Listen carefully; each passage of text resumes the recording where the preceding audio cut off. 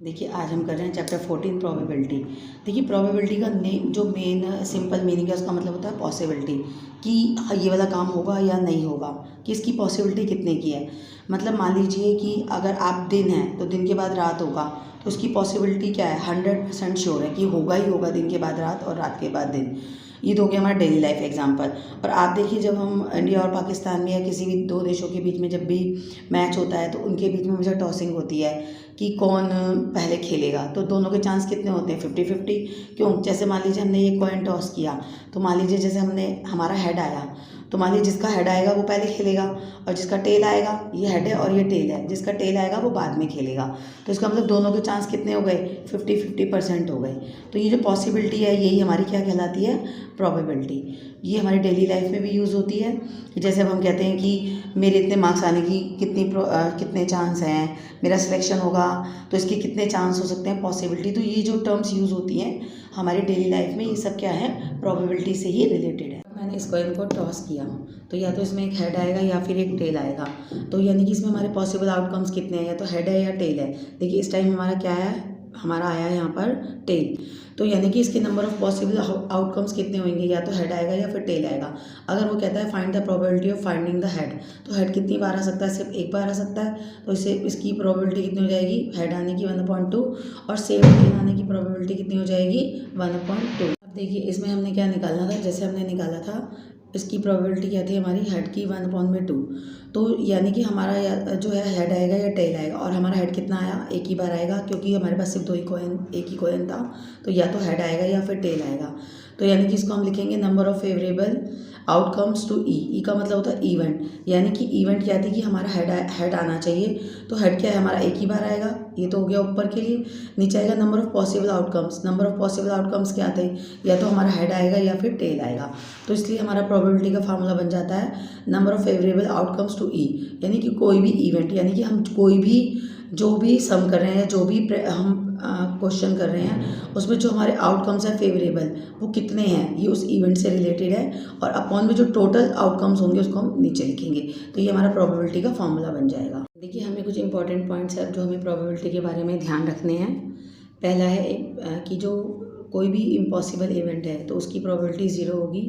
जैसे मान लो हमने डाइस को फेंका, तो उसमें 7 आने की प्रोबेबिलिटी क्या होगी, 0। तो यानी कि वो क्या, इम्पॉसिबल इवेंट, क्योंकि डाइस पर सिर्फ 6 ही नंबर होते हैं, 1 2। और देखिए श्योर इवेंट क्या होगी, जो मतलब होनी ही होनी है। मान लीजिए दिन के बाद रात है, रात के बाद दिन है, तो यानी कि ये श्योर इवेंट है कि होगी, तो उसकी प्रोबेबिलिटी क्या होगी, 1 है। नेक्स्ट है आपका कोई भी इवेंट है उसके होने और फिर उसकी कॉम्प्लीमेंट्री इवेंट यानी कि ना होने की प्रोबेबिलिटी, दोनों को मिला के हमेशा क्या होगी, प्रोबेबिलिटी 1 होगी, दोनों को प्लस करने पर।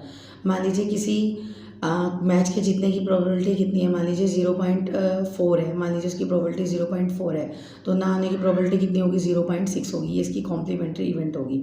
तो इन दोनों को प्लस करके कितना आएगा हमारा, 1 आएगा। सेम वही जैसे कॉइन टॉस करते हैं तो 1/2 आएगी हेड की और 1/2 आएगी टेल की। तो जब हम दोनों को प्लस करेंगे 1/2 प्लस 1/2 क्या आएगा, 1। तो यानी कि ये इवेंट होगी कि हमारा हेड आना है 1/2, कॉम्प्लीमेंट्री क्या होगा, हाफ, कि ना होने की जो है वो भी हाफ है। तो इन दोनों को प्लस करके क्या आएगा, 1।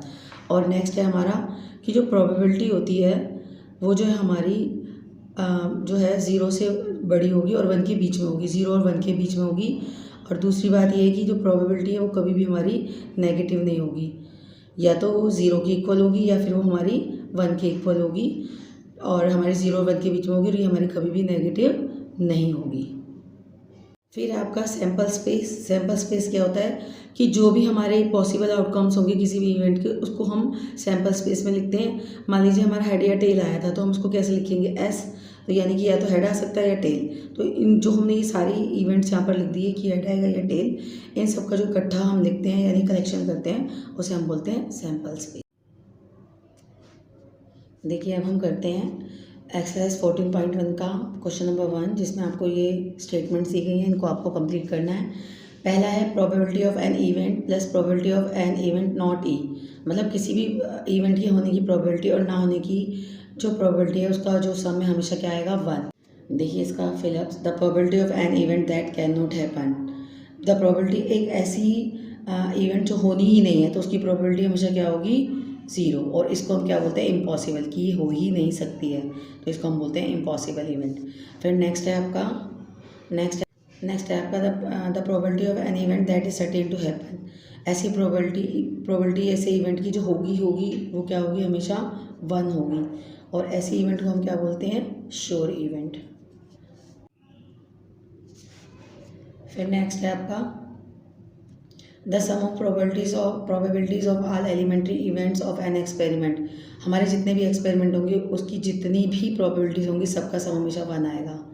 फिर नेक्स्ट है the probability of an event is greater than और इक्वल टू 0। प्रोबेबिलिटी जो है हमेशा ग्रेटर देन और इक्वल टू 0 होगी, और लेस देन और इक्वल टू 1, ये सिर्फ 0 और 1 के बीच में लाई करती है, और ये कभी भी नेगेटिव नहीं होती है।